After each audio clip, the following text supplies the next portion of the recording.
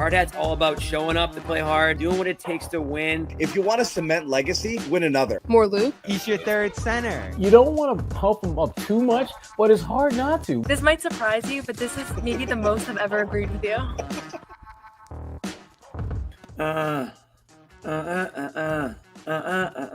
Saturday night show with the boys. What's up, fellas? What's up, Jimmy? What's going on? Jimmy T, A. Sherrod, Bobby M in the building. Saturday night, the boys are buzzing. What can we say? Celtics with a rebound win after an ugly one against the same Chicago Bulls a couple days ago. They go ahead and return the favor in Chicago. 123-98, ho-hum 25-point win, led by none other than Jason Tatum himself with the triple-double, 43, 16, and 10. John Zannis somewhere is punching air right now. He is so pissed that Tatum dropped 46 and had a triple-double and on and on and on. He's so upset he probably couldn't. How do you like him now? Even if he could have done the show tonight, he probably would have made something up so that he would not have to come on here and talk about Jason Tatum's triple-double. He would have spun it. He would have made it into a bad thing some way, but not tonight. Positive vibes, guys. We're going into the Christmas week here. There's enough stress going on. Everyone's stressed out about something. We're not gonna bring that into the Celtics postgame show tonight. We're gonna try to keep it as positive as we can. Of course, you might mix in something here or there, but overall, positive vibes only. I'm going to throw it to you guys because you guys are just, I'll say it, in the spirit of Christmas, I'll say it. Your basketball brains might be a little bit bigger than mine. Just basketball. We're going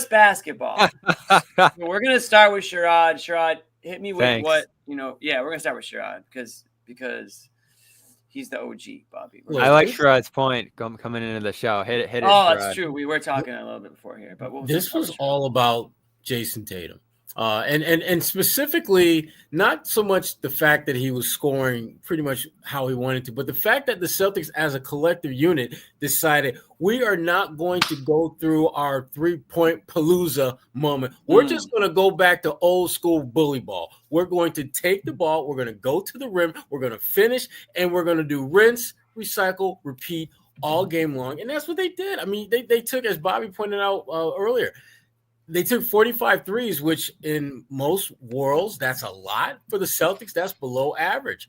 And a big part of that was because there was a clear and undeniable conscious effort to take the ball to the damn rim. And the thing about the Celtics that I think they're starting slowly but surely to understand is that they don't have to shoot threes to beat every single team they play. Sometimes they literally can play bully ball when there's a team that doesn't have a rim protecting presence, like, Chicago Bulls.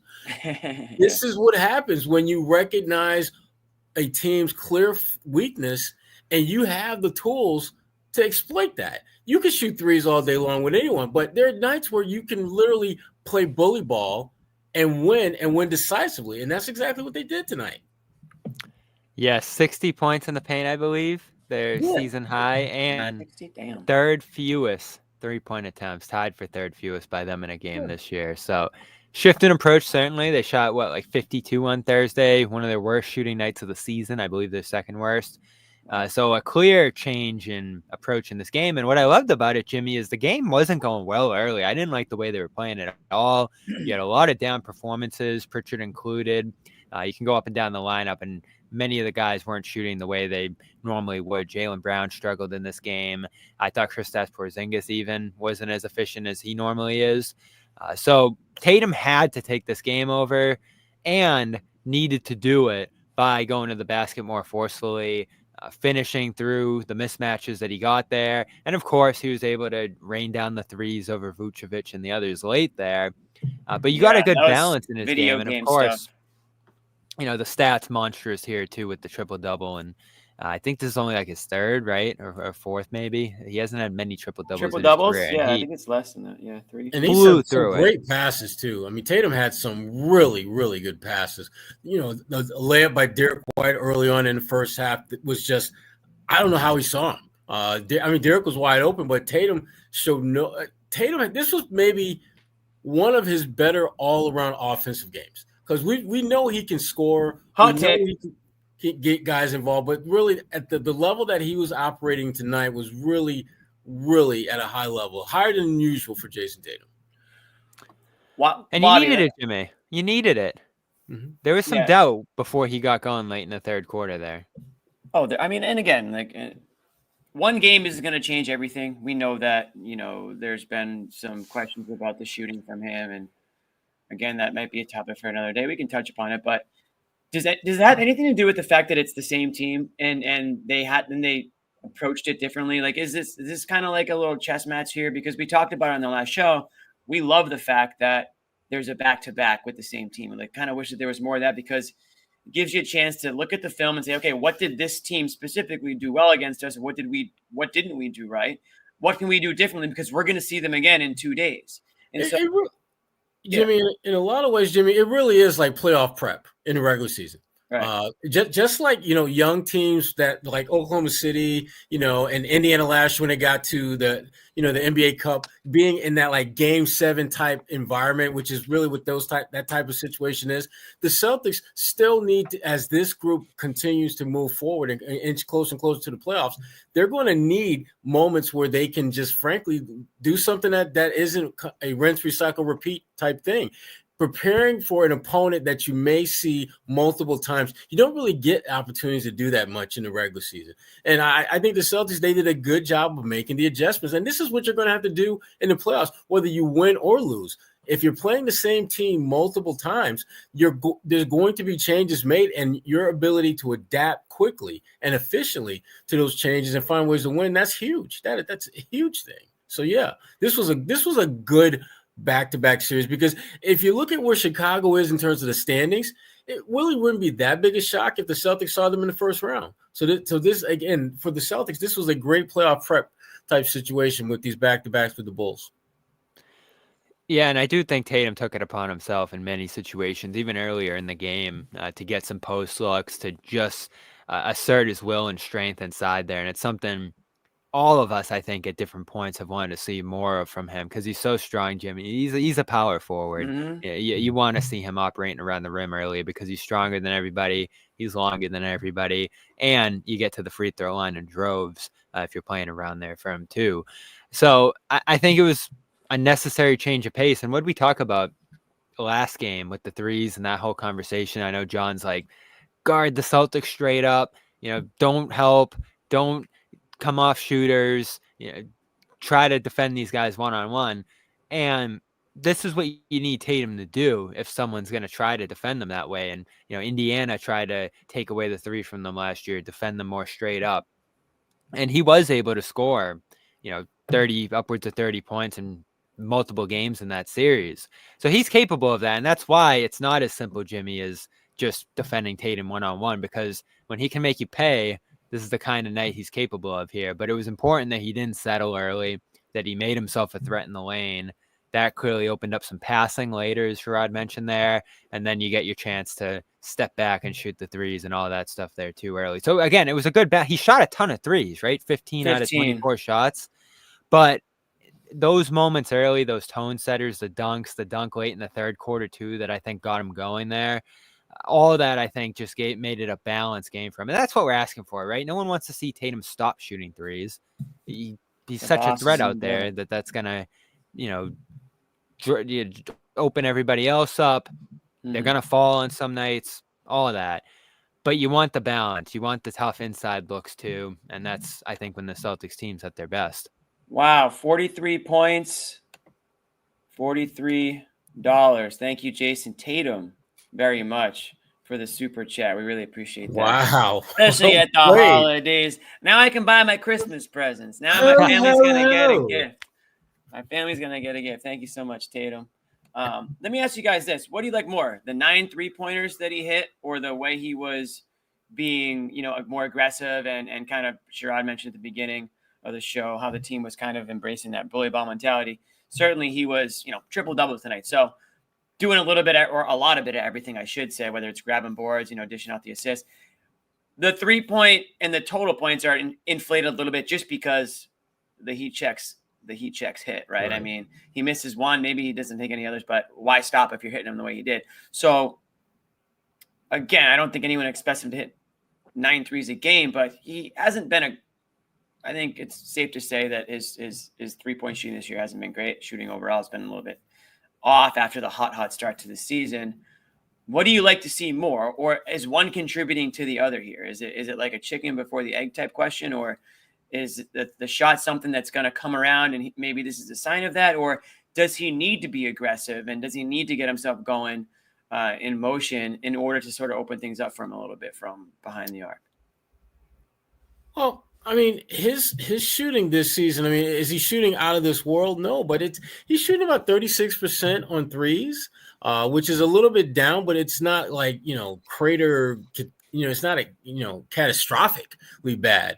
But I think the thing that I like most about this was the aggression, because I just think that when Jason Tatum is aggressive, when Jason Tatum is initiating and putting his imprint on the game offensively, whether he's making shots or not, it's going to open things up for the rest of his team. It's going to make everyone, I think, a much more challenging threat. Because as Bobby was talking about earlier, when Tatum is aggressive and teams are trying to play them one-on-one and they're not really helping and all that, the Celtics are unbeatable in my mind. And if you're playing them in a best-of-7 series and you're playing them straight up, you're not going to win that series. They've got too many weapons, too talented. You're going to have to mix things up. And Jason, I think, is still evolving to the point where he can recognize what teams are, as a mantra, are trying to do defensively against him and adapt his game to that. If they're going to play you straight up, Jason, you need to attack. You don't need to settle for threes. If they're blitzing, if they're doubling, if they're mixing it up, then you've got to mix up your game. I think Jason sometimes doesn't recognize what the opponent is doing as well as he should, but because he's so ridiculously talented, even then he can get you 25 and 7. Mm-hmm. Yeah, and he's not seeing the single coverage much. That's what drives John crazy, is that teams are so aggressive trying to defend him. And I think that's what's allowed his passing to blossom to another level. And I think it's made him more of a pass first player. So a game like this, Jimmy, again, how many times this year has Pritchard gone off, or Jalen had a huge game, or, Porzingis has been pretty steady since he's returned. So you have all these options. You have all these guys you can pass to. In this game, he didn't. So he had to go out there and take this one. I'll say it again. I don't think you win this game if he doesn't start going off there in the third quarter. This looked like Thursday night to me all over again. The Bulls were getting their threes off. Vucevic was attacking mismatches inside an even higher rate than you saw in the other game. So this to me was impressive, because this wasn't stat padding. This wasn't running it up with a game out of reach, although it got to that point in the fourth. But in that instrumental stretch there late in the third quarter, it was a 7-point game at halftime. Bulls were staying in like that 7, 8, 9 range for most of the third quarter, and then you see that dunk go down, and then it's just 3 after 3 and him just scoring at will over them. And that's when you start to open up your other game, and he actually got the 10 assists this time. I think Drew was saying on the broadcast there that there were 2 or 3 other games where he was 1 rebound or 1 assist short this year, so he finally got there. I don't really care about that. Falling 1 assist or 1 rebound short is just as good to me. I don't really need the whole triple-double thing. But this was important because I think it's going to get him going. And he's been a little down offensively, shooting-wise, over the last handful of games here into this month, dealing with an injury. I know he talked about that this morning at shoot-around during that 5 games and 7 night stretch there. The knee was starting to bother him, affect him. I'm sure that played a role here. And the games are just going to start to get tougher here, Jimmy. You look ahead to next weekend with the Pacers and into January with that West Coast swing. It's going to get much harder here. You're not going to see the Bulls anymore and the Wizards and Pistons and all these teams you've been playing. It's going to actually be some of the best of the West. Some teams like the Knicks in the February. So this thing's going to start getting going for real here. And I felt watching this game early, Jimmy, they're not playing great right now. Like, they lost 3 of their last 8. That game on Thursday was really bad. I know they had a meeting about the officiating too. Like, they got together and talked about that. So what do you mean? Go on about that for a second. They, Pritchard mentioned it this morning to Noah, who's out there, and she's going to join us later, that, they got together and talked about that whole officiating debacle there at the end of the Thursday night game, and we're like, we got to put that behind us and stop. And I felt like you didn't see too much of that tonight. Maybe part of it was because the ref went down, so there weren't as many to complain to. But this was a distraction-free game. Again, early it kind of felt like Thursday because the Bulls have really pushed you and provide a lot of resistance, but they responded well in this game, and it did feel like a bit of a wake-up call game, Sherrod, for them to be like, all right, let's start playing like ourselves again here. Yeah, and obviously, Tatum, he has to, in many instances, be the catalyst of that type of, change and transition for them. And we're talking a lot about what he was doing offensively, but his rebounding has been really, really strong. I think this is like his 5th straight game where he's at double-digit rebounds. And this is a guy that, again, Bobby, as you pointed out earlier, he really has become a modern-day power forward. A guy that has incredible length, can shoot the three, can defend both on the perimeter and on the block to some extent, and is just able to just amass a lot of rebounds. Tatum is becoming a much more all-around complete player, and I don't think he gets enough credit for that. I mean, we know about what he can do offensively, and people talk about, top 5 Tatum, but it's the little things that he's becoming much more effective and impactful at, like rebounding, closing out, doing things that don't necessarily show up in the stat sheet, but if you're going to win a championship, you need your best player to do those things. And like you said, Bobby, Noah is at the game in Chicago, and I know Joe Mazzulla is speaking right now or just spoke, so we'll have some info. We might have some video that we can toss up here in a little bit. Amit's on the 1s and 2s in the back trying to get some content up, but we'll get Noah. We'll ask. I'm interested about the meeting about the officiating because that was I would say borderline unacceptable. It was so bad that even they admitted it, Jimmy. Yeah, I mean, it was normally they're like, kind you of gotta complain sometimes, pick your spots. Well, that's what Joe said in the past, right? This time around, he admitted that he got fined, of course, today as well for his whole outburst at the end there. But they all looked at it, Porzingis especially, and was like, this wasn't our best night. I think we you missed 75 threes between the two teams. You're damn right it wasn't your best. Yeah. Right? And the behavior too. To his point, the behavior was and I think we kind of let Joe off the hook a little bit on the last show because it was whether it was, walking on the court, costing your team a point and, yelling about just something as small as the jump ball. Who takes the jump ball, losing a point over that. Jalen getting another one tacked on, and then a completely different situation, Tatum getting one later. But then the way Mazzulla acted after the game is just, again, I don't want to pile on, but at the same time, it's a bad look. You're supposed to be kind of like leading these guys, and to his credit, it seems like they are taking a lot of good things that he's sort of taught them about, how to approach the game and maybe even life to an extent in order to block out certain things, but you got to be able to check your emotions a little bit better than that. So maybe that's something that maybe it was Joe's idea to have the meeting and to sort of like regroup and say, hey guys, like maybe they watched it back and they were like, this is embarrassing because it kind of was. And it was a bad Mazzulla game. I think we kind of let him off the hook a little bit, but I think he kind of cost him in that game because as soon as he kind of lost it, I think the team felt, okay, well, now we let go of the rope. We have permission to lose it. What's that? Yeah. He said it. They let go of the rope. The defense collapsed, and the defense was better tonight too. I know we haven't mentioned that yet, but they shut down Levine after he went wild on them the other night there too. Mm-hmm. So much improved. And you got by without Hauser again tonight, which they effectively just shut off that rotation spot and played double big and leaned on their starters more. And those guys sometimes, again, as great as Pritchard's been this year, and this wasn't a Pritchard game. As much as you love to have Hauser out there and Porzingis doing his thing and Brown and Tatum scoring together, this is a game Tatum just needed to go out there and take, and he did that. And he doesn't have to do that often, Jimmy. And I know we got Joe talking about him here, but he is capable of this, right? He doesn't have to do it often. Sometimes we don't want to even see him doing it, taking all the shots and trying to do it himself. He doesn't even do that much anymore, but that's something we used to complain about with him. And so for him to be able to shift back into that mode when he sees that his teammates don't have it in a game like this, I think is important. And it's going to show people around the league what he's capable of as well here. So we'll toss up the audio right now. I don't know if it sounds great, but we're doing the best we can here. So let's get Joe on Tatum. Overall, what did you think about his approach, and what do you think is kind of replicable there?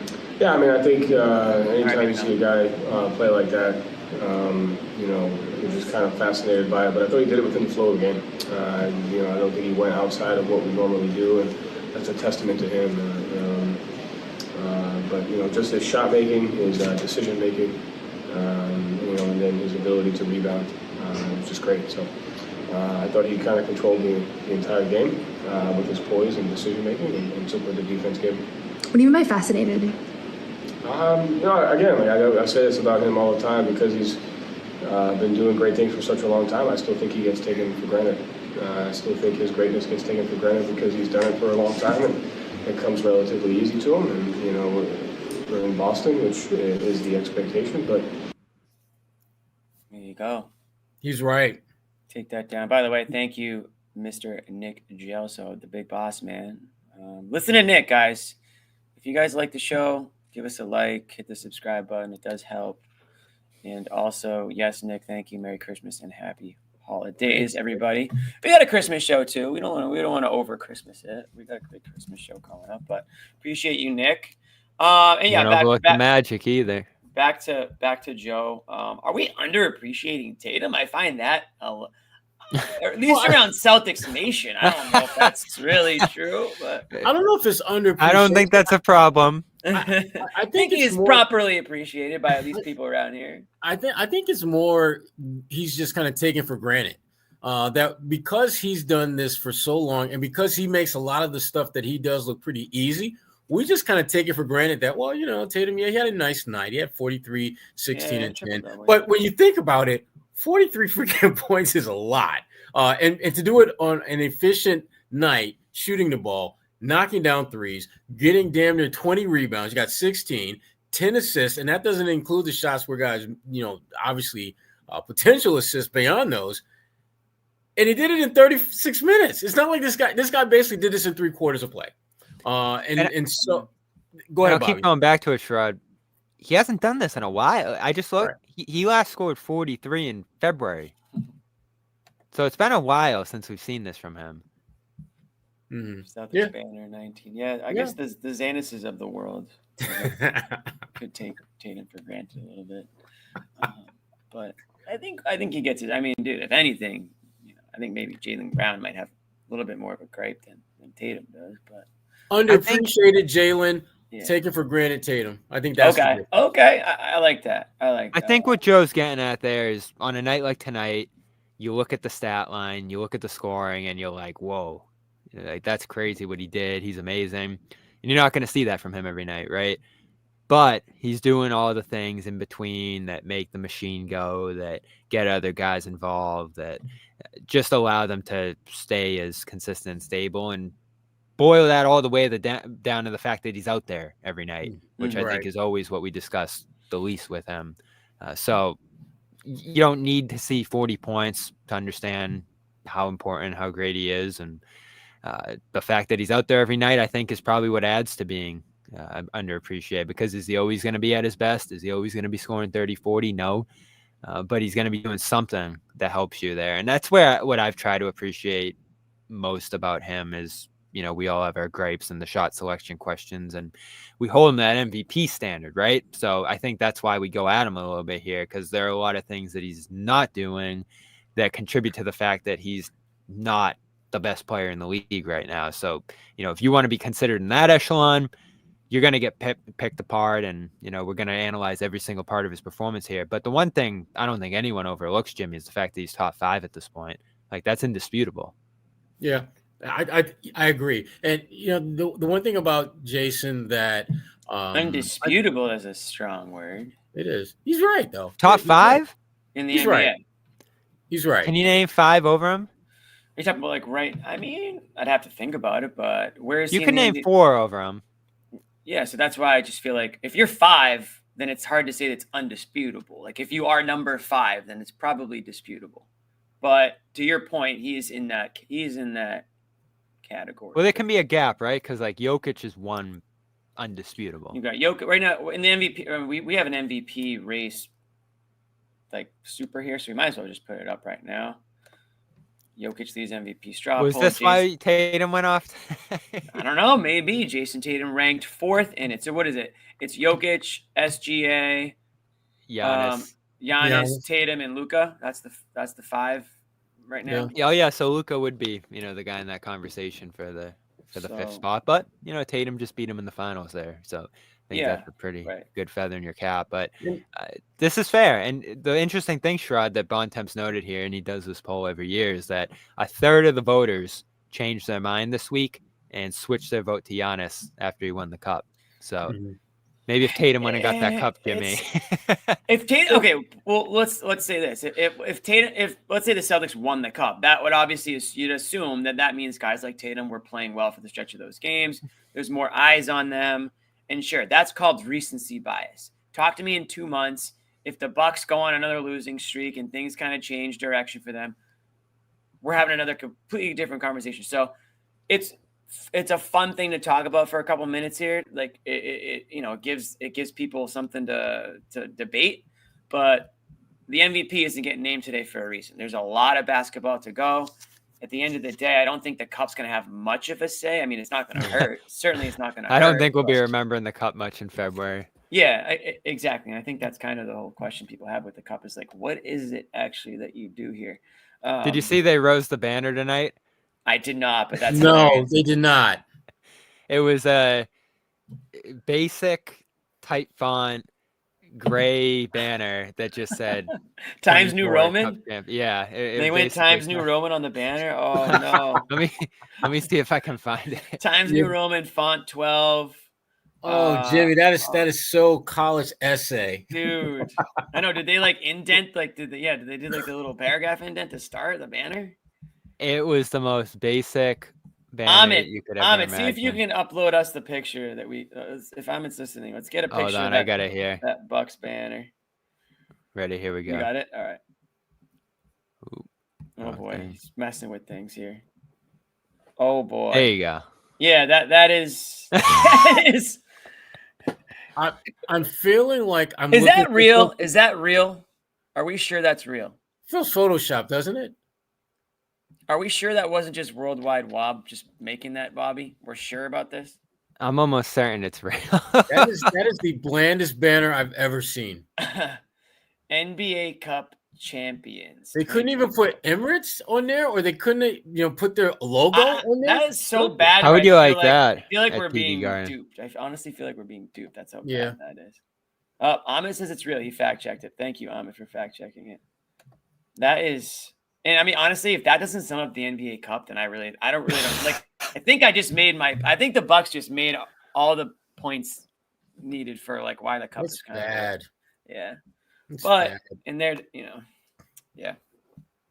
Anyways, hey, I like the Cup. Giannis was great, and you know what? He performed at a level that I think was deserving of the shift in votes. Regardless, I know it's a little silly, Sherrod, to say, "Oh, he won the Cup." I'm voting Giannis, but the increase in play and winning 12 of 15 and all that, I do think warranted it. Yeah, but the thing, Bobby, about the whole, Giannis and MVP and Jokic and all that is winning. I mean, it's easier to get behind a guy for MVP if he's winning. Mm-hmm. And that's the challenge that people who love what Jokic is doing and how unprecedented what he's doing are struggling with, because it's like, yeah, he's probably having the best individual season. Does that make him the MVP? Because his team is at best mediocre, at best. And are you saying the best player in the league is the leader of a mediocre team? Well, Jokic right now. I mean, let's just put it this way: I will not be surprised if he does not get MVP. Who would not be surprised? Jokic? Especially if Denver continues to be a 500-esque team. I think it's gonna. It will come into play. Certainly, it'll come into play at the end. If they're a non-factor team at the end of the season, and I mean, if we're talking about them not even maybe making the playoffs, then I don't know how you could make that argument. That would be something. Even if they're in a play-in game, I mean, how does that look? Your league, the best player in your league is the 8th seed. Typically, you're above 6. I think Russ that year was 6. I want to say. Yeah, I can't see Denver and Jokic, I can't see Jokic being MVP if Denver doesn't finish somewhere in the playoffs, not outside of the play-in. They have to be above the play-in format. Can't see it It's any just other way. hard to imagine whether it's Giannis, whether it's Shea, who I think is deserving a mention here too, despite his slip up in the cup that didn't even count. I just have a hard time imagining Tatum Never winning happened. it because I have a hard time imagining Tatum ever winning it in this incarnation of the team. And we've talked about this before. I know Noah mentioned it a week ago or so, that they're so team oriented, that they're so equal opportunity that he doesn't get to run it up like a Luka does or like some of these other guys do, to the point where he'd be running away statistically with this thing. And that's the debate you'll have with Jokic, right? Because he's 31, 14, and 10. Just unprecedented stats that blow your mind when you look at them. And a lot of times that's going to be what sways people's mind on this thing. And of course, his on-off numbers are ridiculous. And we just watch him and know he's probably the most impactful guy in the league right now. But to Sherrod's point, when you have Tatum leading all of the winning in Boston that they're doing, and if they're going to be the best team in the league this season, that's something that has to go into account as well here. And again, I would not vote Tatum right now. I can't see him winning it this year. Will he ever win in his career? Maybe at some point down the line, Jimmy, where he's able to carry this team. But a lot of times this is who's carrying their team single-handedly, like we saw with Tatum tonight. We don't see that too often with the Celtics. No, we don't, and they don't need to. I mean, you're right. The team is not built for. It's not really. It's too good for an MVP. It's not heliocentric, as they say, right? It's too good for an MVP, and that doesn't say that Denver hasn't had good teams. They've had great teams. When they won the finals, they had a great team, but they didn't, like, their role players were not as talented as the Celtics quote unquote role players were, right? I mean, they probably had what. Who am I missing? Point guard that I love on Denver, who's not doing well. Murray. This year. Yeah, Murray. Murray had a great year the year they won the finals. But it's interesting too, because Tatum does have a story this year, right? We've talked about it with the Olympics and everything. So yeah, I mean, that should be working in his favor. And also he got a hot start where he all of a sudden he was vaulted up to the top right off the bat. But again, fizzled a little bit. The shooting hasn't been quite as consistent as it should be. But if he can put together, again, more games like tonight, which is not a hot take, obviously he might re-enter into the top there. If the Celtics continue to win games at the rate they're winning, Cleveland comes back down to earth maybe a little bit, and the Celtics can pull away in that East. Now, all of a sudden, Sherrod's argument comes into play a little bit more with, okay, it was the best player on the best team, a team that pretty much everybody thinks is going to repeat. He needs to get, it's funny how quickly the narratives can change, right? It's so media based. It's really just kind of, it happened this week with Giannis. Exactly. Yeah. It's who's driving it. So there's a lot of basketball left to be played. It's not even worth having an MVP conversation, but it is fun to talk about. I want to circle back to the game for a second here, because we've spent a lot of time. Before we do that, actually, Ahmed, if you are paying attention, let's do an ad. Let's get an ad out of the way here, huh? What do you say? We'll talk about our friends at. He's waiting for me to tell him. Let's do PrizePicks. Let's do PrizePicks. Good Sunday tomorrow, Jimmy. Sunday, dude. There are so many games. Even today, you had hockey, basketball, college football. You can prize pick up the wazoo today. And everyone's like, oh, what's PrizePicks? Well, I'll tell you, PrizePicks is the best place to go to get real money sports action with over 10 million mentions and members and billions of dollars in awarded winnings. PrizePicks has made daily fantasy sports accessible to all. You just picked more or less, or at least two players for a shot to win up to 1,000 times your cash. That's right. That says 1,000. That's a wild number. Yeah. Run your game all season long on PrizePicks, America's #1 daily fantasy sports app. And by the way, we were talking about Jokic. There is a little thing going on PrizePicks. It's called the Saint Nick Tracker. Saint Nick, you get Jokic on. I'm gonna guess it's Christmas Day here. Hold on, sorry, this is getting messed up. It's a free pick, so you get Saint. They call it the Saint Nick tracker, and it's all Jokic has to do is score a single point, and you win that leg. That first sort of, you got to get them all right to win. So that's one square that you got to get a square. So you get your first square, and then you're off and running. You're already. The horses are out of the stable at that point. So make it, again, that's a great little holiday thing. So make your holidays bigger and brighter with the PrizePicks, the best place to get real money action while watching your favorite sports. Also on Christmas, it's not just basketball anymore. We got the NFL on Christmas, which is, I'm not really sure how I feel about that. I think Christmas should be strictly for the NBA, but that's a topic for another day. I'm definitely going to be mixing and matching on Christmas. It's just Christmas is great. You got the family in town, or your friends or whatever. If you're with them, just have the TV on the whole day on the background. Just great game after great game, in and out of the room. Right, grab some food in the kitchen, back into the living room. Grab some food in the back and forth. Get the PrizePicks going the whole way. Download the app today. Use the code CLNS to get $50 instantly after you play your first $5 lineup. That's download the app today and use the code CLNS. Get $50 instantly after you play your first $5 lineup. We're going to be able to play Celtics players on that day, which is great. Makes it even more interesting. It is, I will say, it's a good thing to have. So PrizePicks, run your game. Everybody knows that. Bobby, you know what I'd be taking, Jimmy? Yeah, I was going to ask you, what are you going to be playing for PrizePicks here? More blocks. Wembanyama. 10 tonight. 10 blocks. Wow. The thing is, dude, he's doing it like PrizePicks is going to catch on. They always do. They're going to catch on. They know what they're doing. It's going to be like a more or less 8 blocks for Giannis soon enough. For Wemby soon enough. It's just unbelievable. He had 37 and 3 with 10 blocks tonight after his 42 the other night. I'll tell you what, Bobby, we were talking, and that's it, guys. So once again, CLNS, $50 on your first $5 lineup.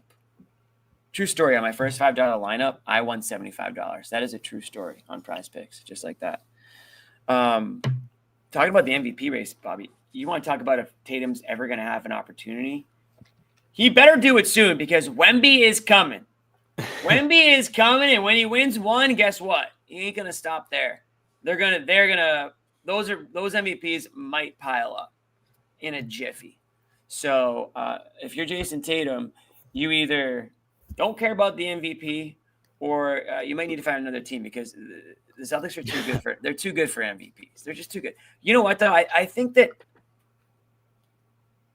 I was interested to see what was going to happen this year if the players, after winning a championship, if they would kind of maybe focus on personal accolades now because they already had one. I haven't seen that yet. I haven't seen that. I see a team that's just business. Except Pritchard running away usual. With 6 men. Yeah. But that's also for the betterment of the team, so we'll take that. But I don't see hero ball. I don't see guys being selfish out there. I see team basketball for the most part. I mean, you can't argue with the numbers so far. So maybe down the line, if they go back to back, I don't know what's important to them. Being a dynasty or getting MVPs, because unless you're Michael Jordan, it's kind of hard to do both. Right. But he should win one. I mean, given his talent, given his standing in the league, and just the legacy he'll have when his career ends, guys at his level win at least one. He'll get one. I mean, at some point, he'll get one just like Charles Barkley got one, just like Westbrook got one. Who? Tatum? Yeah, Tatum. Yeah, he'll get one. I don't know. He'll get one. Okay.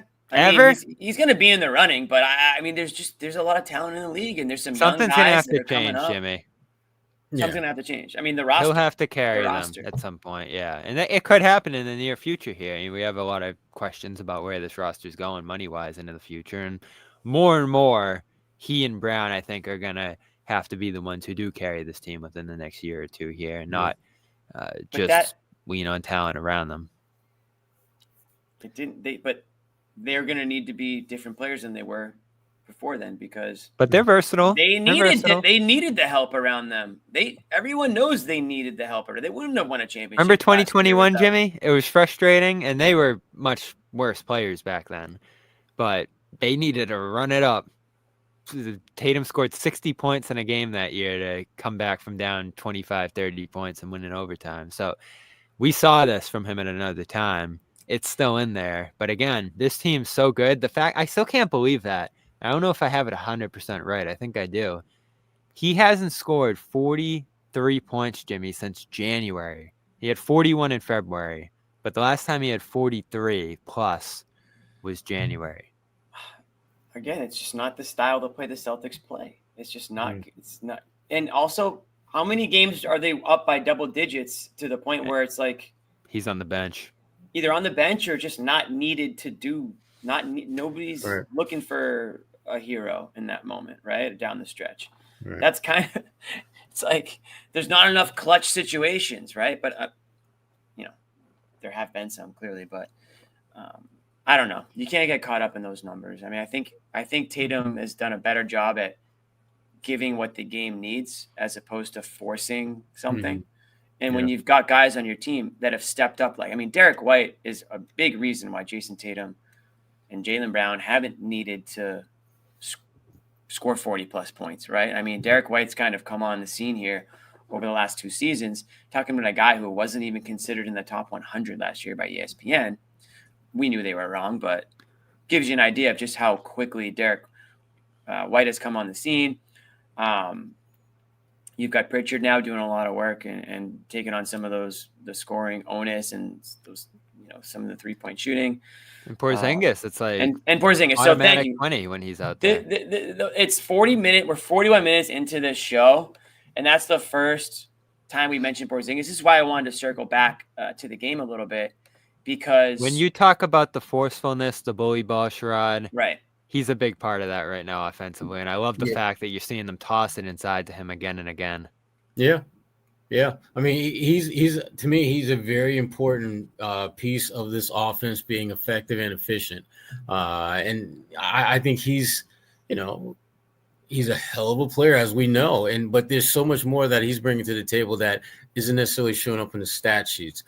Just his feel for the game and just understanding angles and how to get the ball in where it needs to be, when it needs to be there, and just not being deterred when you get scored on. You're not going to block every shot. You're not going to contest every shot. Sometimes guys are just going to get buckets on you. And Porzingis, he's done, I think, a really good job overall of just embracing the fact that he's not quite himself just yet, but he's pretty damn close to being, a healthy version of who he is. And it's just a matter of keeping him in that bubble wrap until the damn playoffs, because these games between now and then, they don't have nearly as much value as Porzingis is going to be when they get to the postseason. Sometimes, Jimmy, I'm watching him and I'm like, is he moving great? Sometimes in this game, I'm like, watching him go up and down, and I'm like, oh, this doesn't look awesome. He's just built like a guy that doesn't look like he's moving. Like he's just not a normal built human being. He's very tall. And I do think he's still getting used to the speed of the game and his conditioning and all that too. I mentioned that a handful of games ago. So I think as we're into 1 or 2 more games here, because they're about to start getting into game off day again. I think we'll start to see him at his more efficient self and more energized self in terms of getting up and down the floor and having the stamina that we're used to seeing from him. Because the shooting is down a little bit. I feel like the movement and activity from him isn't peak form, right? And he's only, 8 games back into the lineup. And he's been hurt a couple of times already. So he's getting there. And the fact that he's already here is a great sign. And I do think they need him more. We've debated this, Jimmy, right? Do they need him? Clearly they didn't last year, right up until the finals where you give them a massive bump. But they didn't need him. They could get by without him. I think another year deeper into Horford's career, I think given some of the rim protection problems we saw early on from them when he was out. And, I mean, they said it on the radio when I was listening earlier, Jimmy. They came into this game 20th in field goal percentage. Can you believe that? they haven't been super efficient shooting the ball this year. And sometimes just throwing it into Porzingis, getting that mismatch, Because they take shooting it over a guy and we know why nailing that. it's the easiest Yeah, path. we know why their efficiencies. It's the outside shooting, right? I mean, yeah.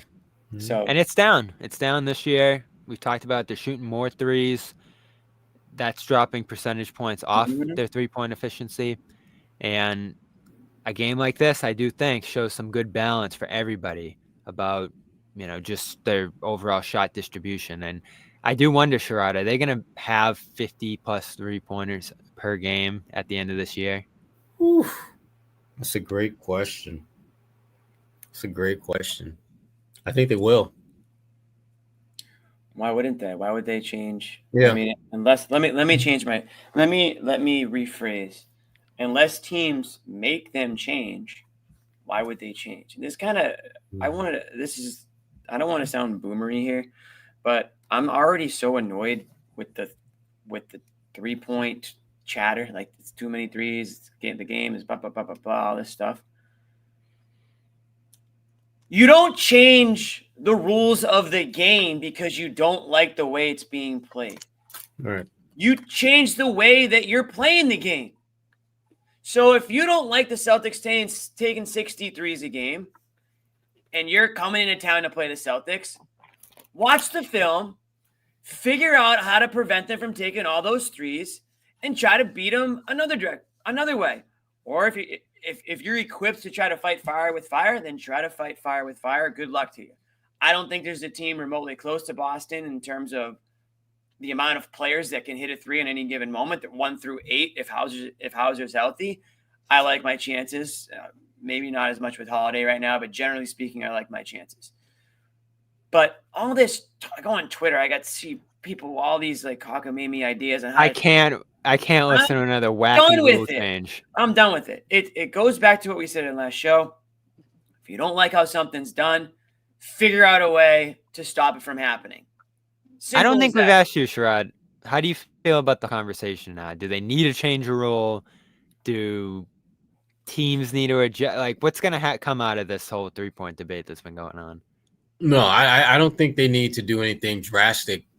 It's about evolution. I mean, it's not like the Celtics are this complete oddity that they're shooting a lot of threes. Everyone is shooting a lot more threes because the numbers.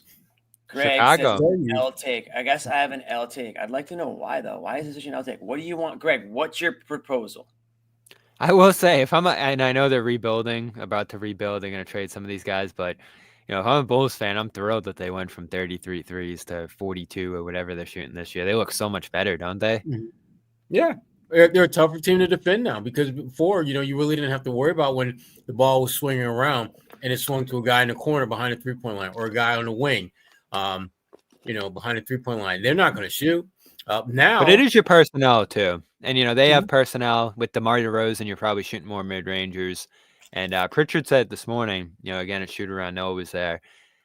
The Celtics should probably take a lot of threes. He said other teams, maybe you shouldn't take a lot of threes. It's personnel based. And I think Joe said that too, Jimmy, that if they had different personnel, if they didn't have these shooters, they wouldn't be taking as many threes. That wouldn't be their approach. But it's interesting because, when you have guys who are a little down, Jimmy, Hauser's been out all year. He's struggling to find himself a little bit.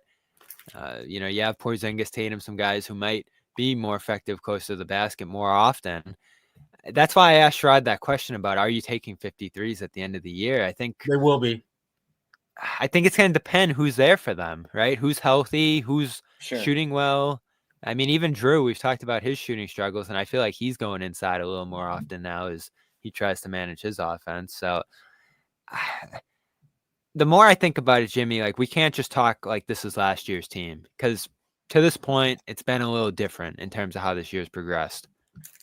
Yeah. They just, I think, to your point, Bobby, what they're starting to figure out, and I touched on this earlier, is that they don't have to necessarily shoot a ton of threes to beat teams. Right. They can actually play bully ball from time to time, or they can keep with their traditional 3-point shot taking, 50 plus per game. or they can lean on the mid-range and utilize that real estate between the three-point line and the basket. The Celtics right now are a team that has the ability to just basically beat your ass in a lot of different ways. And they are not going to change between now and the playoffs in that regard. The only thing that they have to, I think, significantly get better at is just they need to get better at forcing teams to make changes versus them having to make changes. Because, they looked at that film of the Chicago game first one and just realized, well, damn, why don't we just go to the cup and finish?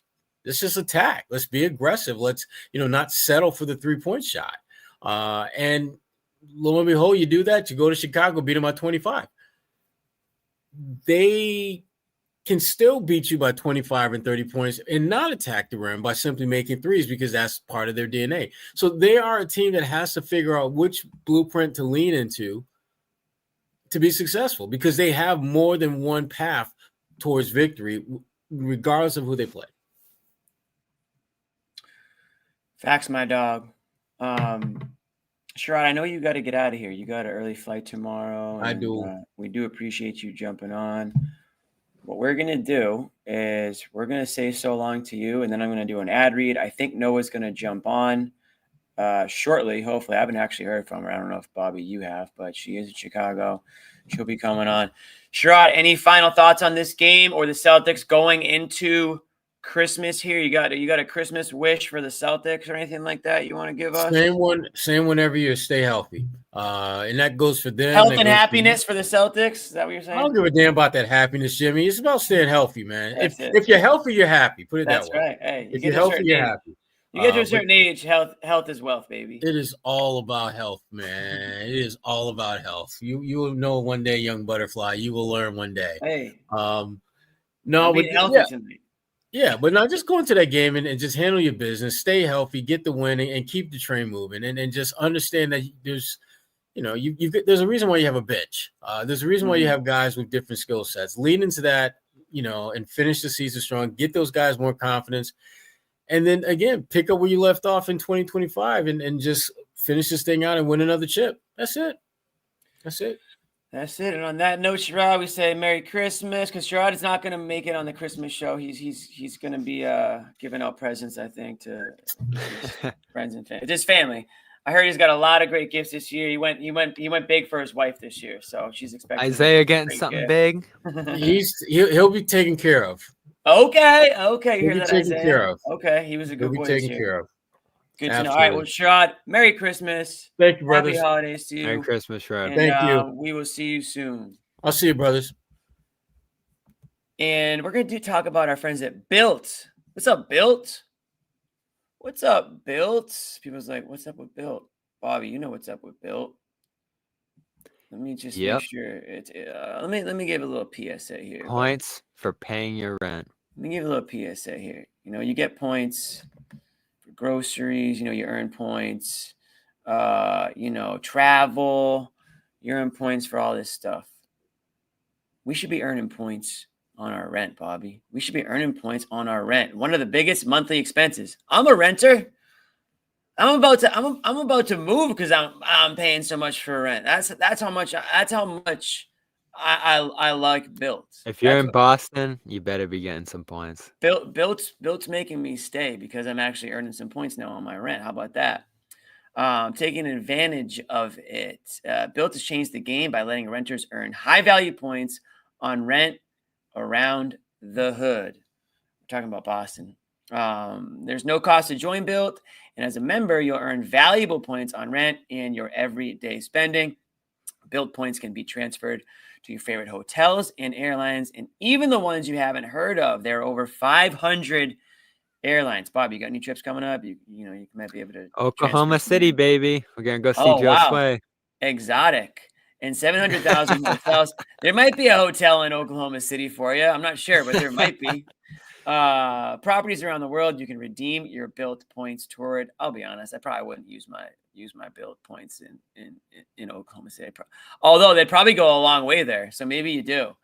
Points can also be redeemed towards a future rent payment. How about that? And unique experiences that only Bilt members can access. So if you're not earning points on rent, my question is, why not? Start earning points on rent you're already paying by going to joinbilt.com/garden. That's joinbilt.com/garden. Make sure to use our URL so they know we sent you guys. Come on, help us out here. Joinbilt.com/garden. Start earning points on your rent payments today. Again, guys, like, just do it. Why let the landlord make it all? At least get something back for yourself. First day of winter here in Boston, actually, everywhere in America, not just in Boston. Although it feels like winter here. We got that snowstorm last night. I'm here for it. We got that snowstorm last night. You wanna just use that Bilt, earn some points, and just get the F out of here. Go someplace warm. Wouldn't even take you that long. We're talking like 2 hours. You're warm. It's like crazy how quickly we could just be warm and happy. But instead, it's like 30 degrees right now, and it's like windy. And guess what? Speaking of like apartments, I'm not gonna say where I live, but I have a big bone to pick with like the maintenance crew, because it is a sheet of ice all the way down the walkway. As soon as you walk out my door, it's a complete sheet of ice. They didn't shovel. They didn't salt. They're shoveling yesterday, Jimmy. You were out there shoveling? Yeah, it's a good workout, though. Gets the cardio up, gets the heart rate pumping. Yeah, I don't hate it. Be out there late at night and throw on some music and just. You should come. I'll give you my address. You can come shovel us out over here if you don't mind. What's Bilt? He says, dude, I just told you. Go rewind the read. It was flawed. By the way, speaking of getting away, Noah's out there in Chicago. I think she avoided the snow, got out there early before it started yesterday. And I don't think there's any snow in Chicago, but I did hear on the broadcast that it's 8 degrees there. The windy city. Balmy 8. You know it's called the Windy City not because it's windy? Why? Little fun fact. It has to do with like a guy. I think his last name was Windy or something. It is windy there, though. I know, but I was stunned too. It has nothing. They call it the Windy City, but it has nothing to do with the fact that it's windy. Don't fact check me on that, but I think that's true. What was I just saying? Damn. Well, I got a question for you. Well, it was important. What I was going to say was very important, but it'll come back to me. So go on. So, second game in a row. I think 7th game this season. No Sam Hauser. Where you at on the panic meter? Oh, that's a great question. You know what, Bobby? You can't ask that question without giving the people what they want and what they really kind of need. Look at this.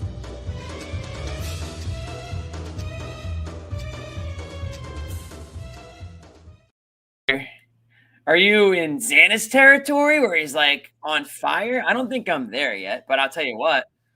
I'm not like. You're in the yellow, right? I'm not in the green. Yeah, I'm like floating around yellow, orange right now. Because it's a back. And when you're talking about a back,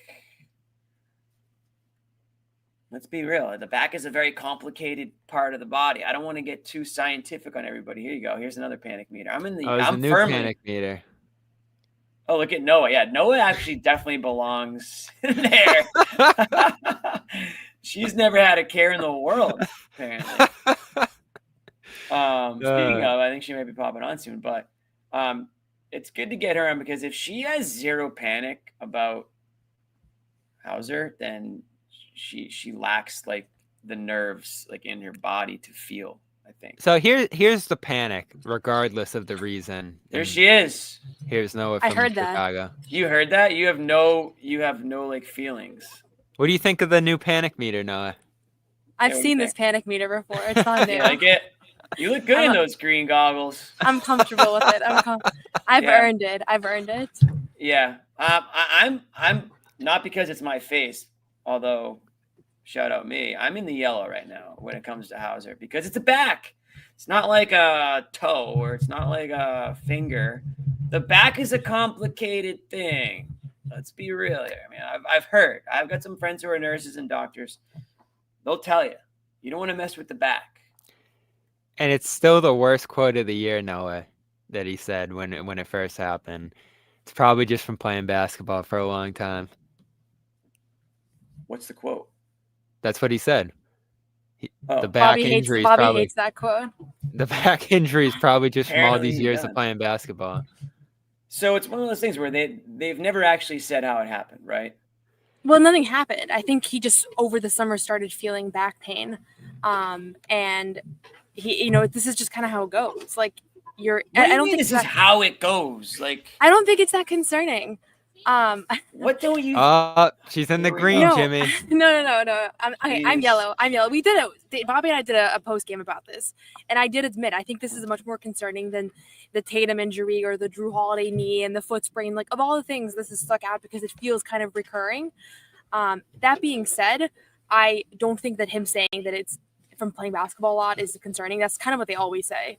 So No, that's not I the didn't. concerning part. That's not I'm the yellow. concerning I'm part. yellow. I'm yellow. I'm Okay. not green.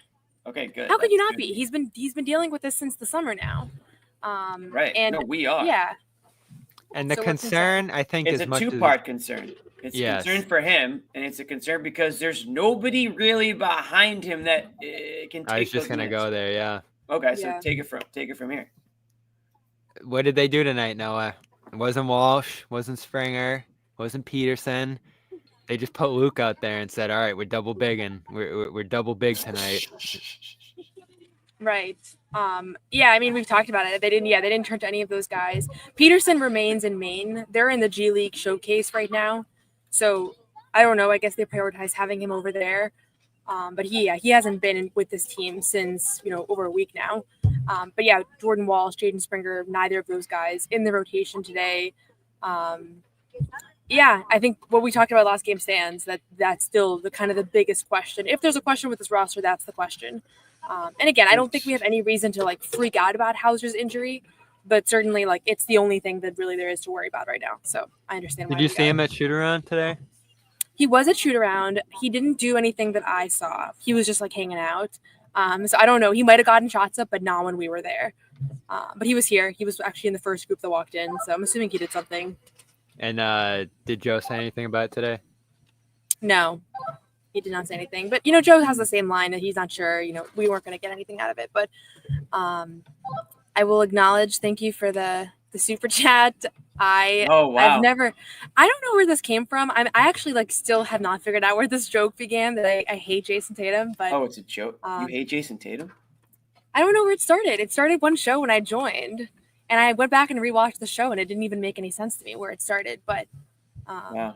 But consider it acknowledged. Okay. All right. Yeah. I mean, I Well, think it's Tatum himself, so he must. it's know. safe to say that if you did, you currently don't, at least. So, what do you think It's a of the great game, Noah? Obviously, it's just a Tatum game. Yeah, you're for the there. most You might part as well there. talk. We might as well talk about the game since you went all the way there to watch it for us. Yeah, I mean, I thought it was probably Tatum's best game of the season, if not best game in. I don't know. It was just kind of a perfect game, and so it was super impressive to watch. I thought the most impressive part was that he didn't start on the heater. He kind of just worked his way into one, and then all of a sudden you looked up and you realized the stat line that he was putting together, and it was really in that third quarter. I mean, he was 7 of 8 in that third quarter with 4 assists, 18 points, in that period, and kind of turned the game from a back and forth to an absolute blowout. And then the rest of the way they kind of carried him through and, finally got that triple double. But I think this was really the Jason Tatum game. There's no other way to really put it. I think even when we were talking to Porzingis post game about what stood out in this game and what what was different than the previous one. And he kind of was like, well, we still didn't shoot great. But yeah, Jason Tatum was great. So I think that was kind of the big distinction. And obviously I think there's things they did better. Zach LaVine didn't have a massive night the way he did the other night either. So that helped. But yeah, it was just really fun to watch in person, that type of performance. Also, I had good seats, but much better than I have in Boston. So I had a really good angle for the show. Yeah. So it was fun to watch, but I think it just is a reminder that, he's not always putting up these numbers, but certainly I think when he does, it highlights his impact, but everybody kind of talked post game about this is what his impact is a lot of times, and you just don't always see it. What did Tatum talk after the game? Noah, sorry. He did. I wasn't in there for it, but he Okay. spoke after the game. Okay, so we don't know exactly what was said, but probably nothing. I mean, let's be honest, probably Nothing substantial. Probably would have put you to sleep if you. We talked to him this morning, and he was kind of what you would expect. He was not concerned about the other night. Was kind of saying that they were just going to go back to the drawing board. He was excited that there was a back-to-back. I would love to look at what happens when they lose the front end of a back-to-back. And, a doubleheader against the team. I feel like they always come back and win, with the exception of Atlanta last year, and Joe tore his meniscus in turn.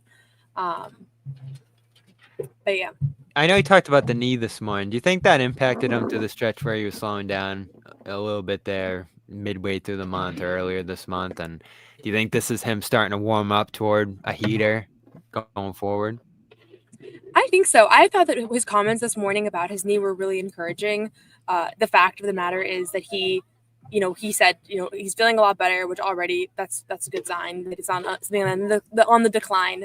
But also, I think he said it was just tendonitis. It's something that they deal with every year. I feel like, it's not super unusual. But he looked a little bit slow. He looked a little bit bothered by it. And obviously today he looked kind of great throughout. The one thing I will say, I think he found his rhythm with not the 3-pointers. It's kind of weird to say because he took 15 threes today and he made 9, and obviously that's what stood out. But that actually, to me, like, he worked his way with the dunks, with the drives. And so if there is a takeaway, I actually think like he and Jalen and Porzingis, they all said post-game like that it wasn't an intentional effort to go downhill, but I think it seemed that way. And it definitely seemed like when they couldn't hit threes, like they were finding their rhythm otherwise. So Tatum's at his best, I think, when he sees the ball go through the rim a couple times before he starts taking threes, and you kind of saw that. It wasn't just the Tatum show. We talked about it for a little bit, but don't want to forget Porzingis, since you were there to watch him in person. Bobby's a little off on the way. I just don't think we're Porzingis, seeing him at 100% yet. But I'm not I think he's fine. I asked him post game if he feels like he's at 100%, and he said no. Okay. I think so. Bobby gets the point there, but he said he feels like he's obviously getting better, but he said that we'll know and that he'll let us know when he's at 100%. And then honestly, I think the biggest thing is that the stamina is not quite there still. I think the rhythm, his shot doesn't feel great. He was like, I'm probably being really critical, but I think that is, I think that, he looks to me like 85% of the way there, which is pretty good considering how much time he missed. But I think he's hard on himself, and he feels like he is going to, make more progress from here on out, which is a good thing because we're already seeing a Porzingis that I think is not super noticeable, But we're getting, listen, 22-8, 22-7 tonight, 2 blocks. The blocks are great. Yeah, and he looks he's aggressive, physical out there. He's giving you like 20-plus points a game for the most part, right? It's pretty consistent in that sense. I don't know if you're going to get 30 and 10 from him. I'm not. No, it's less about the numbers, Jimmy. I think it's more about the efficiency, shooting the ball, and the way he gets up and down the court. Even the ways they utilize him defensively. No, I feel like they're just having him back in the basket right now. There's not too much switching. There's not too much scheming him off, poor shooters and stuff like that we saw last year. And that's fine. I think they need that. I think it's the reason at one point I looked and they were number 1 at protecting the rim, I think like 6 games after he got back. So I like the fact that he's just back there protecting the rim and blocking shots. But I do feel like once we start to see him used in different positions, that's when we'll know he's physically back to who he is. Yeah, sorry, I was just doing a little producing thing there. Noah, one thing Bobby mentioned earlier in the show was that Pritchard spoke this morning and talked about the fact of how they had like a team meeting-ish type deal that had to do with how they kind of did how they reacted to the refereeing in the last game. Can you go into a little bit of detail about that, or do you need to move and do you want to talk about it after? No, I'm okay where I am. I just don't know if it's too distracting for the viewers. No, it's fine. We like to look at the cleaning crew. I feel like you're getting a really immersive experience. You really am on the ground here. Yeah. I probably could have found an empty room. I was just like, oh, they haven't switched the cord over. The green screen is working overtime behind you. It's all good. So on that note, Pritchard said this morning that he felt like they could do a better job of kind of keeping their cool. The refs are not going to be perfect, and that they know that. And I think Pritchard's one of the guys that complains the least about the refs. I actually can't really remember him complaining much at all. Yeah. Now that I think about it, like obviously I think the stars complain more, and that's just the nature of things, but he's really not, it's not his thing. And he made clear that he thinks that it's something that they could do kind of better with. Joe was asked about a pregame and he was like, I don't think he really wanted to go into it, but I don't think he necessarily felt like it was a huge point of emphasis. Sure. And he also was asked about his fine and kind of said, like, those are the rules and that's the way that it works. Well, he was to blame. Yeah. It's for hard the to most defend it, overt complaining. Yeah. So I think it was watching that replay. I hadn't watched the replay when he first said the Christmas line, like the Merry Christmas things. I was like, I wonder what he said. And then I went back and watched the video and I realized how funny it was. Was this Joe's first fine? I can't think of another one. Not that because he's normally really careful. He's careful with what he says to us post game. He doesn't he always has like the trite comments or like the quips rather than complaining. So right. If it was going to be something, it was going to be something on the floor. And luckily, today it was not a factor. The fact that they were, the refereeing was not a factor. I thought one time Tatum got hacked on a dunk. I tweeted the video, and right after that, he immediately did his thing with the refs, and then he kind of paused. And I don't know if that's looking too far into it, but I felt like no, I think they talked about it before the game. I mean, they did talk.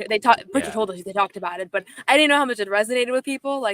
Talked about it could mean a couple different things. But it was clear he made his instinct was to complain, and then he stopped right in the middle of it and just got back on defense. And I was like, okay. I think tonight was a wake up game. They haven't been playing their best. They clearly got distracted down the stretch of that game and fell apart. And this was them tightening up here. And I hope they can carry it forward and do it over an extended stretch here. And I think next week's a good week to be able to sweep through the teams that they see playing at a high level. But it's probably good that happened there because you're hitting threes. You're basically sleepwalking through what's been a relatively easy schedule, I feel like. And then all of a sudden the Bulls come out of nowhere and punch you there, and you're pissed at the refs, and obviously all the stuff going on off the court this week too that I think probably shook them a little bit as well. I think that was a good night to be able to say, all right, let's come together here, play the way we can. And I find what you said earlier interesting about getting downhill in this game though, and whether that was a concerted effort. I think it had to happen because you missed all those threes on Thursday. This game felt like it was going in a similar direction. And this was Sherrod's big point after the game. They just enforced their will inside, whether it was Tatum, whether it was Porzingis. Good offensive rebounding, too, through some stretches with the double bigs. I love the fact that they shifted inside in this game and, of course, set Tatum up for the shots later. We're going to do last ad read. So, Noah, if you need to move, now would be the time to do it. But we want to talk about our good friends at Game Time. The place to go to get tickets to the live events of your dreams. Download the Game Time app, create an account, use the code CLNS for $20 off your first purchase. Terms do apply. Dude, we're talking about it's the best time of the year for sporting events. It really is. I mean, you've got Christmas right around the corner. If you want to go to the Celtics, oh my God, toss on the Game Time app, take a look at what they've got to offer. You've got great deals on the Game Time app. They got the super deal. It's just one of those things where I use the Game Time app over. I just use the Game Time app. I'm not even going to mention anything else because there's Game Time, and then that's pretty much it for me. Celtics, is it Sixers on Christmas in Boston? Yep. That's going to be Embiid should be good to go. That's going to be a hot ticket. If you're looking to do some last second or last minute Christmas shopping, how about that for a gift, huh? Or just any game, really. I mean, just toss in the Game Time app and get your tickets that way. Email them, transfer them on Christmas Day. Hey, Dad, Merry Christmas. check your email. He checks his email. Ticket's been transferred. That's a great gift. They also do concerts. They've got all-in pricing, which is just toggling the feature so you know exactly what you're paying. You can see your seat from the app. You get a panoramic view of where the seat's going to be. They guarantee the lowest price, and they got ticket coverage. Purchase is covered with the most flexible customer service policy in the ticketing industry. Take the guesswork out of buying tickets with Game Time. Download the Game Time app, create an account, use the code CLNS for $20 off your first purchase. Terms apply. Again, create an account, redeem the code CLNS for $20 off. Guys, it's $20. Like, help us help you. We're trying to save you $20. Like, you can't really, there's no downside to this. Download Game Time today. What time is it, Bobby? Game time. Game time. And you've got Celtics on Christmas. You've got a couple Bruins games coming up next week. So that's always fun around the holidays. And if maybe you're watching the show from a different part of the country and you're a big college football fan, tons of college football games to choose from, great ones. I think there's a lot of Celtics fans down in Orlando too on Monday, from what I remember being down there before. Sure. Little, parlay. Hey, honey, what do you say we take the kids to Disney World? I just feel like I want to go to Disney World. Get off the plane, ditch the family, go to the Celtics game. You know what I mean? Like, see ya. Like, all right, I got you and the kids, like, dinner with Mickey. I'm out the door. I'm going to the Celtics game. Just let's talk about them for a second while we wait for Noah to come back. Oh, there she is. Talk about what? Disney? I told you it was called. No, not Disney. The Magic. Oh, the Magic. What do you want to talk about, the Magic? Everyone's hurt. So there's nothing to talk about. Everyone's hurt. What do you want to talk about? It just bums me out because this is a game. Monday's game is a whiff. I didn't even remember it until I just looked. I was just thinking about the Christmas game. Like, let's just get past Monday. That's a trap game. Well, that's what they can't do. But Magic are almost so hurt where it's like not even a trap game. But they won tonight, I think, against who? I forget who they beat, but they won. Cole Anthony went off. They beat the Heat, who are kind of falling apart here. But I can't believe this injury situation, Noah. Wagner goes down today. The other Wagner, Franz Wagner, was already hurt. Suggs is hurt. He missed this game with an ankle. How about this? Sorry to cut you off, but Magic didn't just win tonight. They tied a franchise record with a 25-point comeback. Yeah. They outscored the Heat. They outscored the Heat in the fourth quarter, 37-8, and they won. And they won by 7. So that is a collapse that you will be reading about in Miami for sure. And our old friend there, Cole Anthony, Butler led the way. Butler out with a stomach illness, according to this stat sheet that I'm looking at here. So, anyways, go on. You want to talk about the Magic? You have 30 seconds. Noah's on mute. Noah's on mute. Or no, she's not, though. That's troubling. Noah, figure out your audio. No, but I want to say, Jimmy, this is a game you would have circled on your calendar and said, this team's given the Celtics trouble in the past. One of the best defenses in the league, a ton of length, a bunch of players you can throw at Brown and Tatum and see how they disrupt the Celtics. And I just don't think there's enough left on that team to take anything from this game now. You're not going to see them much this year. So that's the bummer of this game. And I was reading the other day that Paolo's not even that close to returning. He hasn't even been cleared for contact yet. And I think he went down at the beginning of November. So he's been out for a long time now. Let's see here. All right, let's go over the Magic starting lineup tonight. It was... You might not recognize 2 of the guys at least. Wendell Carter, Tristan Da Silva, Anthony Black. I don't want to say this guy's name because people are going to call me a casual. Goga? I can't. Goga Batadze. Batadze, thank you. And then Bobby's so good at pronouncing names. Yeah, he is. He's so good at that. He was on your Pacers, Jimmy. You should know him. I know. I haven't said the last name in a while, so I didn't want to just blurt it out there. He's physical. How about Cole Anthony off the bench for them tonight, though? 35 points, 8 rebounds, 9 assists. And he hadn't been playing in forever. Is there any chance they could string something together? No, or the Celtics just might overlook them?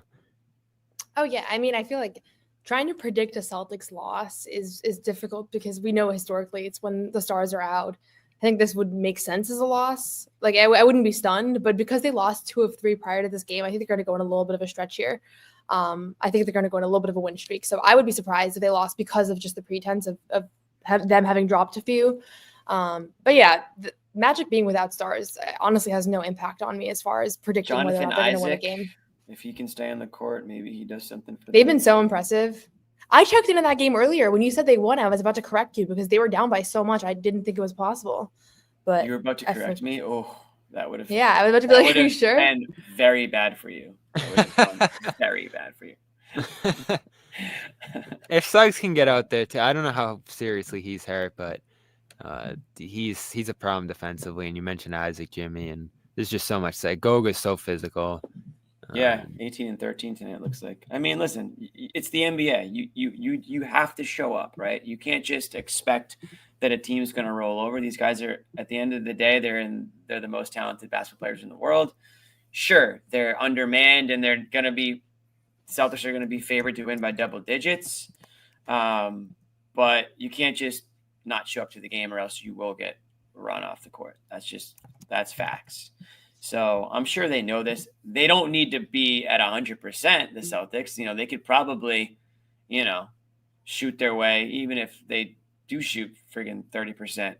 They probably That's a good example. Figure out a way to do it, right? No, I imagine you're going to that one, right? That's why. No, what am I talking about? You're in Chicago. I'm in Chicago. I'm dreaming of going to this one, Jimmy, but I'm not. Why are you dreaming? You could just do it. It's 18 degrees here. Orlando. It's probably gonna be like 75. Freezing in Chicago. Gelso's watching. Gelso, can we get Bobby on a flight to Florida, please? What is the guy gonna do? I'll be in Miami before long. Reroute Noah. Get them both down there, and report from the Magic Kingdom. You got to wear mouse ears, Bobby, on the whole time. Would you do it? Yeah. If we I said was you a have big to wear Disney mouse, guy growing up. Yeah, I can really see you in the costume for the show. Way too easy for you to say yes. No, I'm not gonna do the whole costume. I'll just wear the ears. You'll just go mouse ears. Yeah, you've actually worn way worse. That's bucket hat territory, though. If I was down in Orlando, I think it'd be a bucket hat. That's what I mean by way worse. I've seen it way worse. What else, Noah? You're there. What did Joe have to say? We got the Tatum clip. Did he have anything else important to say after this one, or were you able to chat with anybody else either before? It was a lot of Tatum, honestly. I think that was kind of the theme of this game. I'm trying to think if there was anything else notable.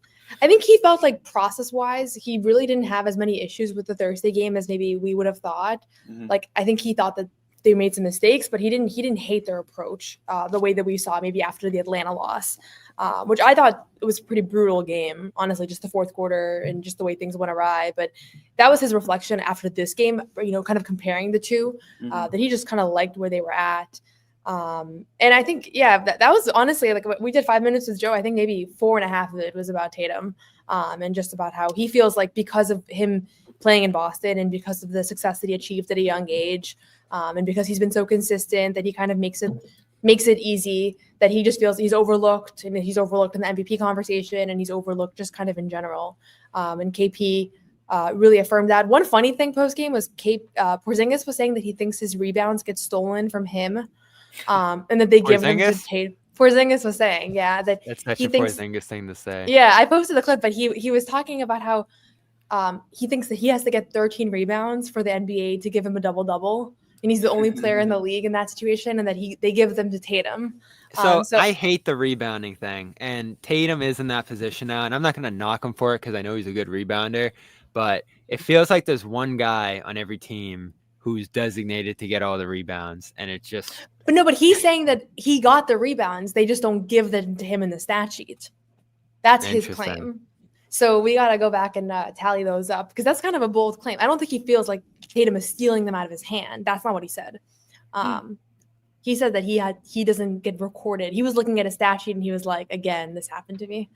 Our rebounds, this is just like us, just going to throw this random thought out there. Are rebounds becoming less important? The stat itself.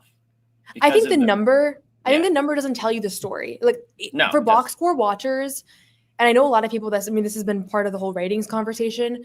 Like, there's been a big discussion around, people aren't watching. I think one of the biggest things that you lose when you're just looking at the stat sheet is you can think that whoever had double-digit rebounds impacted the game the most on that end. And a lot of times guys like Pritchard and Drew Holiday might have like 5 or 6 rebounds, but they actually had the most impressive or impactful plays of the night. Yeah.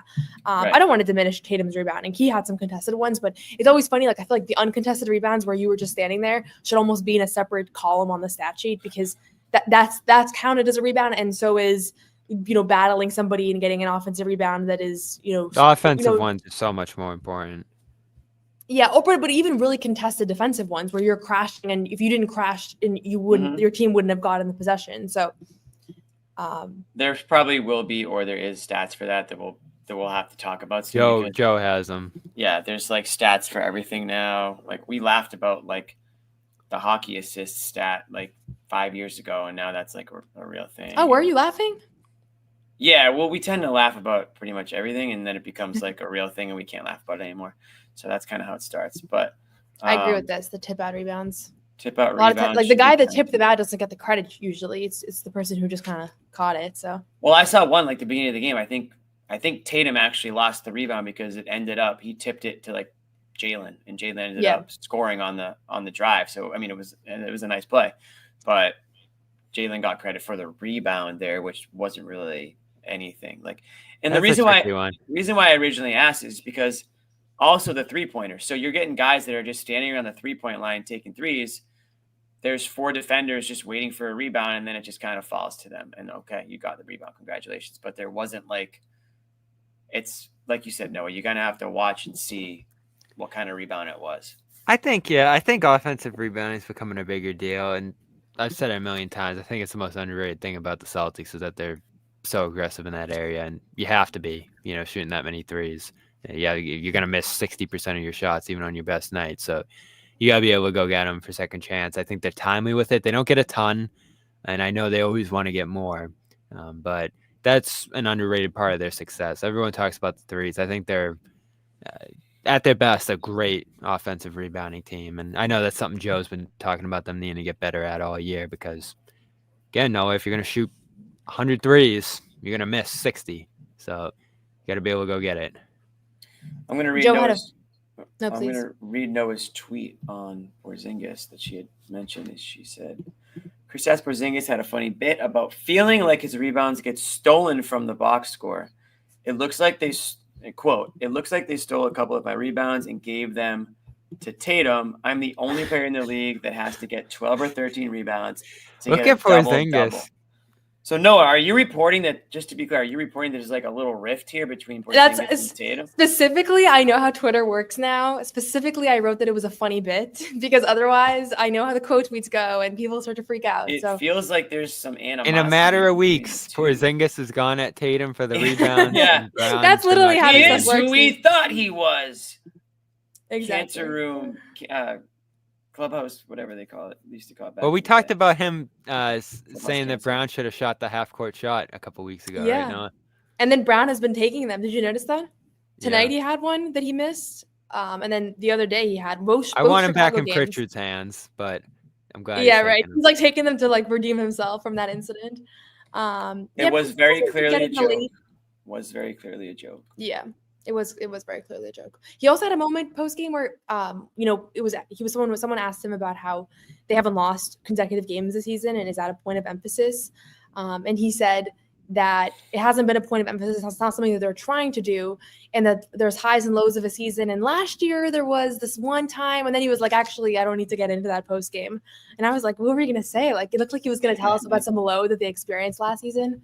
So he's pretty comfortable joking around, and I don't think he's as held back. Like that's why he makes the jokes, but also he's almost like about to say something that he's not supposed to sometimes. He loves doing that. Yeah. I remember last year I asked him why he stayed so healthy at the start of the year, and he was like, lunges, and I'll tell you the rest some other time. So yeah. Real quick, I'm glad he's back. He's the most exciting guy to talk to on the team. It feels like that. It just feels like he's got the best, like, I don't want to say attitude because I'm not saying anyone has a bad attitude. He's the least held back. He's the least personality. like yeah. Maybe it's like a cultural thing. I feel like a lot of the athletes, at least in America, they're like they come up thinking that they should not like the media or something like that, and so they just kind of not say too much. Yeah, not say anything, and maybe honestly, like they're probably fair to think that way because. I mean, Noah, especially in this era. Noah knows you can get your words twisted pretty quickly. Sometimes you say something off the cuff and it gets printed.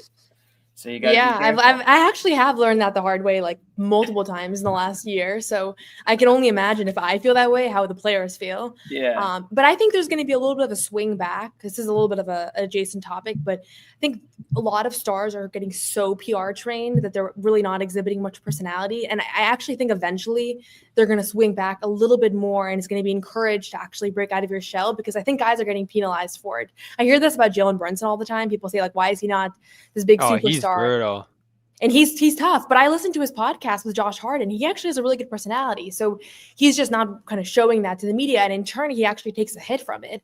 And Anthony Edwards, somebody that says crazy things all the time, like he benefits from it. He really does. And even when it's stuff that's like against his teammates or things that could be taken as controversial. So I think in the next few years, it's going to be a little bit of a swing back, because stars are going to realize it's actually hurting them in the long term. And I think we're in the thick of that right now, where everybody's so media trained that it's actually impacting their perceptions.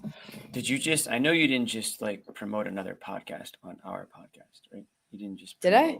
Oh yeah, the roommates podcast. It's a good one.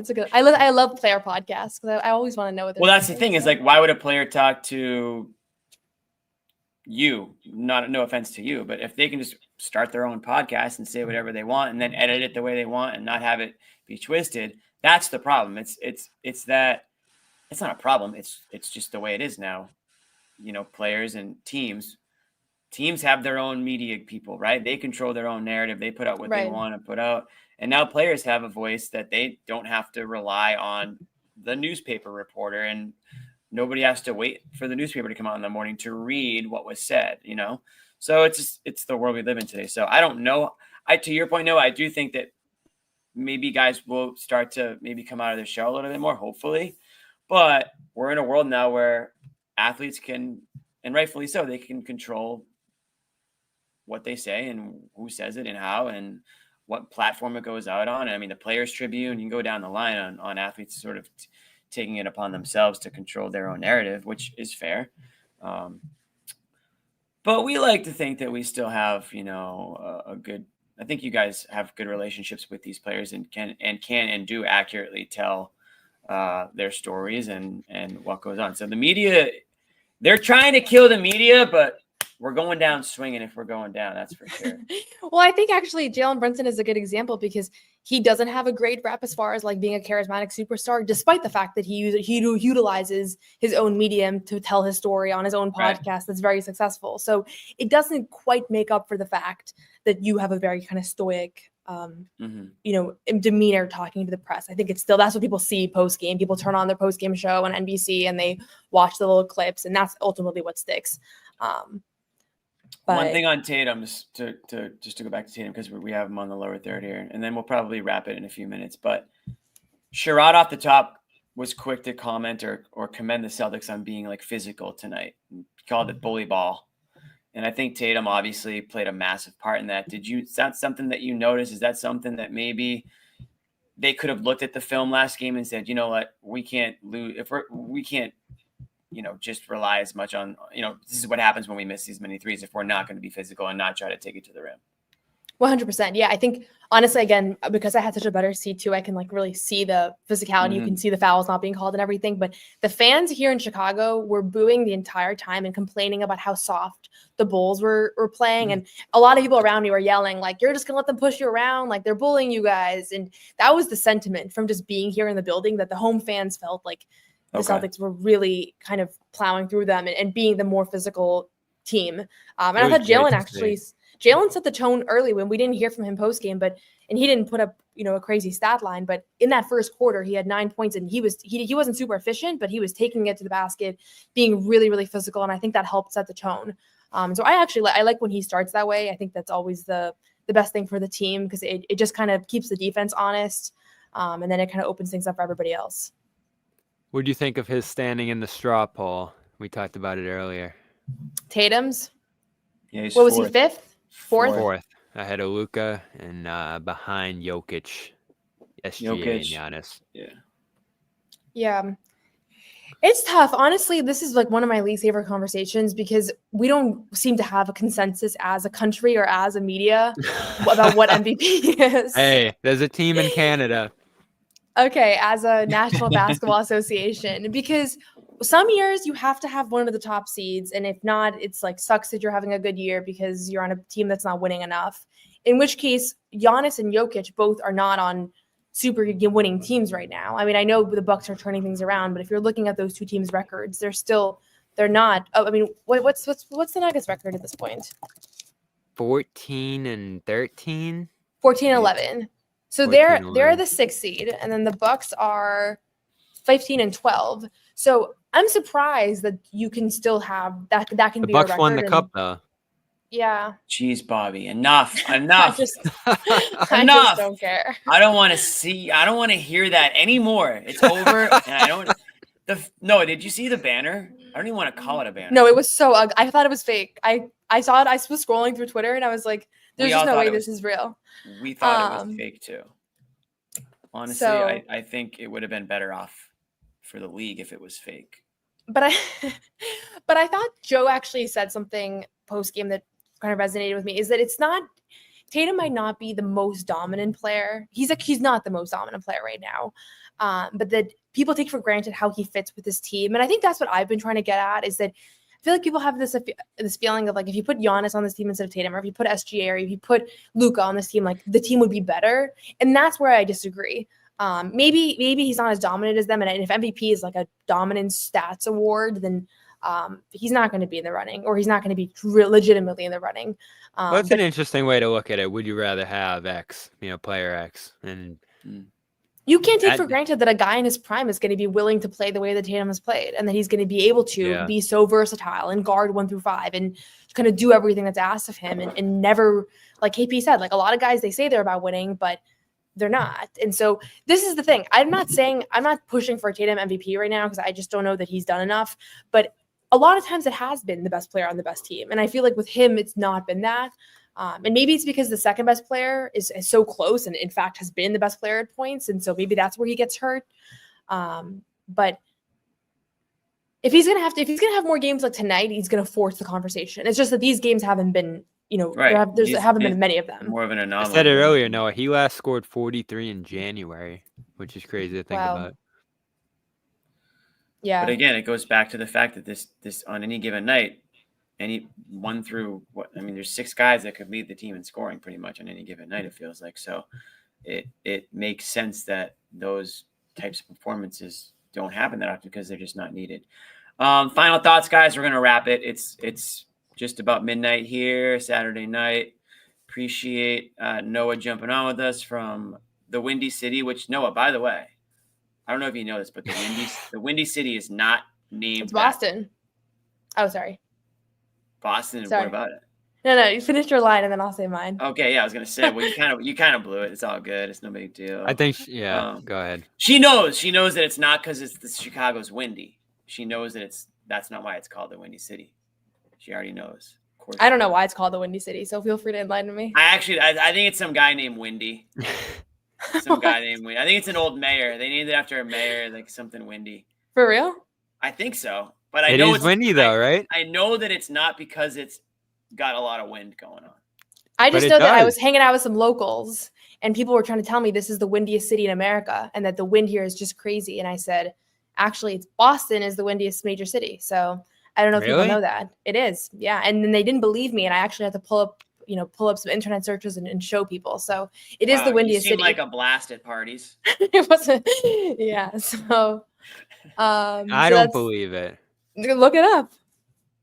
Boston's it's the windiest. Bobby, it's not the windiest city in America because that's Amarillo, Texas, but it's the windiest of the major cities. It's got to be Oklahoma, Texas. What's up with you, Noah? Give us the top 10 windy cities or something. Like I was looking into it. Well, forget the wind. I want to. I'm still freezing. So besides the cold, what have you done? What have you seen? Because I do love Chicago. Well, I'm here with 2 of my best friends, so we've been going. We had a great vegan lunch. So we're keeping you. You're trying to go out tonight. No, actually, I'm not. I'm recording a post-game podcast, actually. New You Got Boston features that I'm doing post-game shows. So right after we're done here, I want to keep talking right on the spot. So. Oh, wow. Okay. Yeah. Wow, just real quick. Thanks, Amit. Boston's average wind speed is 11.5 miles per hour, making it one of the windiest cities in the United States. Yes. And I can tell you, walking back from like when I was going to college in Boston, if you get stuck in like one of the streets downtown in the financial district area, or God forbid Government Center, like where the city hall is, in like February on a windy night, you would just rather die. It sucks. It's the worst. So that's the problem. Right outside of TD Garden is the worst. That's why I straightened my hair, because otherwise it gets ruined as I'm walking into TD Garden, because it's so windy. It's like a wind tunnel right there. Gotta have a hat or the hair is just toast. Yeah. Bobby gets it. The hair, the hat toasts my hair too, so there's no good option. That's true. Yeah. Final thoughts, guys. We'll start with Noah. Actually, we'll start with Bobby because I'm good. I want to end with Noah. Okay, cool. Just good insight, Bobby. Thank you. I talked for 100 minutes. You did. That's crazy. Yeah, you did. And so did I. Just an all-time great Tatum performance. I think it's a good reminder. All time for regular season games. He broke some record. They were debating it post-game with PR, but 40-point triple-double, the first since Larry Bird. And the stat line that he put on 80% true shooting is the first time ever. So NBA University. I thought Harden. They said Harden had the 40. First since the Celtics. In the Celtics, I mean. Oh, okay. He broke a bunch of records on Twitter. They were. I saw them all. The music counts were going crazy. But it really did feel like man, we need a lower third. Tatum, he broke a bunch of records. That's the type of analysis we get. We saw history tonight. Yeah. Well, I was in the middle of my final thoughts, and Bobby challenged my line. You called it, by the way. She called it. I was just double checking. She called it an all-time performance. Yeah, not the all-time. Nothing in no December game in Chicago is going to be the all-time. Well, but Bobby's Mr. Bobby would crown it like an unbelievable. Like back in the day, Bobby would take Horford. Al Horford game and be like, we'll never forget the night that Al Horford had like 15 and 7 and like the put back. Like that's like a night. You're talking about the Horford night in Milwaukee that we still remember. We actually don't. I didn't remember it. You do, because I think you go to sleep to the box score every night or something. All right. What's your final thought, Jimmy? Is Noah done? Is this a night we'll never forget? It might be. I don't know why that hit me, because I've written that article so many times about Al Horford's insane night, and it's always he had 13 points and 7 assists or something like that. Yeah. And I'm like, just something about when Al has a good game, and it always feels so historic. 13 and 7, but the way he did it will go down in the books. Anyways. Yeah. I don't have any more thoughts. I will say I want to move forward from the NBA ratings thing. That's the only other thought that I had, because that was a question today that was still asked. And look at this. You might as well say something about Tatum since we got the lower third up here. Do you have an idea for how to change the 3-point line too? No, I think we should leave it. I'm not tweeting anything more about it. I'm not doing any more stand-ups about it. I'm not doing any more questions. I'm so sick of that stupid story. But yeah, no, you know who was asking about what you think? You know who was talking to me? They were asking about what you think they should do about the 3-pointers. Who? Nobody. Absolutely nobody. I didn't bring it up. Bobby brought it up. I know. I was just being a jerk. But all right, wait. What did you want to talk about? Ratings. You want to talk about ratings? No, I don't want to talk about ratings. We're done. I have no more thoughts. You just said you want to talk about one more. No, I said that's the last time that I want to talk about ratings. That was another thought that I had. Okay. I thought you said the other thing. All right. Yeah, Bobby. All right. Bobby, now we can end the show. Bobby, you kind of put words in her mouth there. You made it seem like she. No, I misheard it. I thought she said she really wanted to share. All right, we're gonna end the show.